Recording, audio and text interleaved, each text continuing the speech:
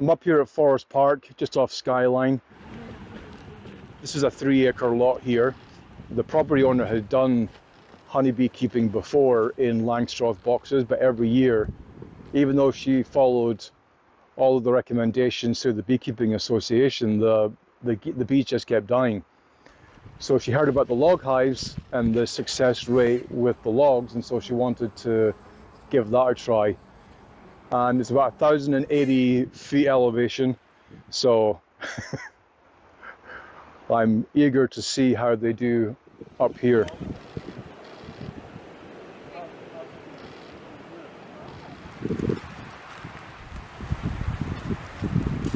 So what I'm going to do is just take this round. It's about a foot. I'm going to bury it about halfway down,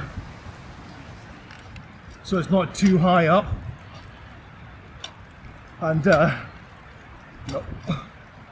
one of the other things I do, wherever I go, I always take a little bit of dirt back with me. So I've got dirt and stones from all over the state. I bring it back and I put it in my own soil for my worms. It's a nerdy little thing. We'll be back here next year, and this whole meadow will be filled with flowers, plants, and we'll have bees streaming up and down this little valley here. Okay, so what you see here is we've got about 4 feet here of a log. It's just slightly shy of that, but anywhere between 3 and 4 feet is what you're ideally looking for. And then I put the scrim on so that no critters get inside there, because they'll take up home in this nice cozy warm honeybee nest where they've got a little bit of food available to them as well. But they'll chase the bees out. I mean, I've seen bees leave, you know, coming into winter because of the mice. So I do all I can to prevent that. Otherwise, it's just left naturally.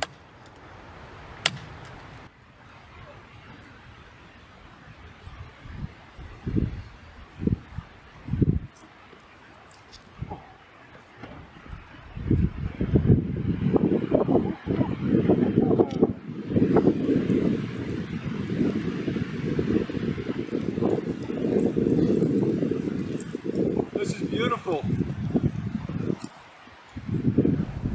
I always go for trees that are already hollow with heart rot, so there's not much chainsaw work needed, and you just get this overall rustic look.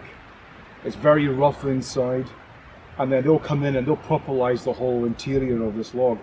But you see in here, this one had a really big cavity space, and you can just jam it up with end cut limbs like I did here, and then they'll actually build around this, so all of this will be covered in comb, and then they'll draw all the way down.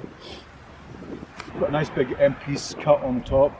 It'll hold it in place, but I'm going to put in some rebar, 2 or 3 pieces of rebar in here, attach it to the wall, so when it's windy, it's going to kind of like sway a little bit like a tree does. So when this is filled with honeybees, it'll feel just like being back at home in the tree, swaying in the wind. Should have juiced this thing up. There we go.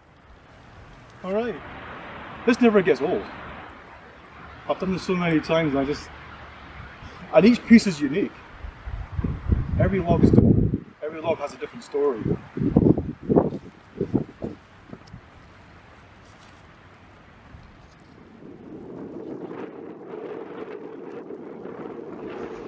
You know what? One of the other reasons for pushing this log hive beekeeping is that in nature, when you find bees in trees, especially like in like northern Michigan, northern New York, bees are surviving at extreme low temperatures inside these trees.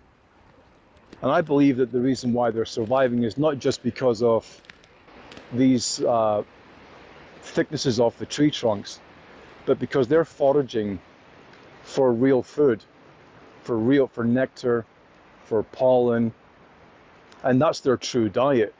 And so their gut health is far more superior to bees that are kept in these boxes and that are fed and treated through the winter. Bees are wild creatures. They can survive without us. If you like what I'm doing with swarm habitat, please consider becoming a Patreon supporter and get behind the scenes footage. Thank you for your support, and please like this video and share this video. It all helps.